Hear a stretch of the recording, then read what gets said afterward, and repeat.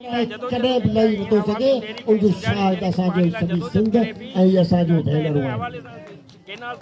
अॼु सॼी सिंध जदोजहद जे मैदान ते आहे। सिंध के असां 5 साल जी पोइ जी ॻाल्हि कयूं त सिंध हिकु वीरान जॻह बंजर ज़मीनूं जिते न पाणी हूंदो न अन्न हूंदो, माण्हू रुलंदा पिनंदा खून कंदा। सिंधी माण्हू जेका आहिनि रुॻो सिंधी न सभु जेका रहनि था सिंधी में जेको बि रहनि था पंजाबी बलोच पठान महाजर जेका बि सिंध में रहाइशी आहिनि उहे सभु रुलंदा पिनंदा। न उन्हनि जो पाणी हूंदो न उन्हनि जी ज़मीनूं उन्हनि जूं हूंदियूं न उन्हनि जो अन्न उन्हनि जो हूंदो। जेकी न्यू जनरेशन हाँ अचे पई उहा रुली वेंदी न उन्हनि जो कुझु बि न रहंदो। रुॻो पाणीअ ते जंग हूंदी।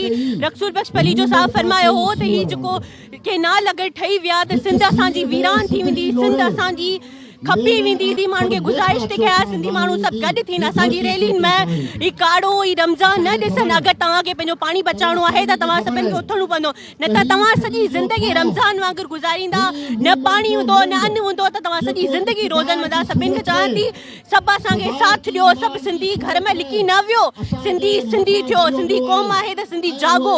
रुॻो हिकु वंदे ते जॻह ते वेही करे तव्हां लॻो था तव्हां पोस्टूं शेयर करण सां तव्हांजो इहो केनाल ठाहिणु बंदि करे छॾंदा। न सभु सिंधियुनि खे रोडनि ते निकिरणो पवंदो, उन्हनि जी औरतुनि खे निकिरणो पवंदो, तॾहिं ही सिंध केनाल ठहणु बंदि थींदा। सिंध जो पाणी बचंदो, सिंध जो बचो बचो उन कोन मरंदो। पोइ सिंधियुनि खे सभिनि सिंधियुनि खे गुज़ारिश आहे सिंधी जागो।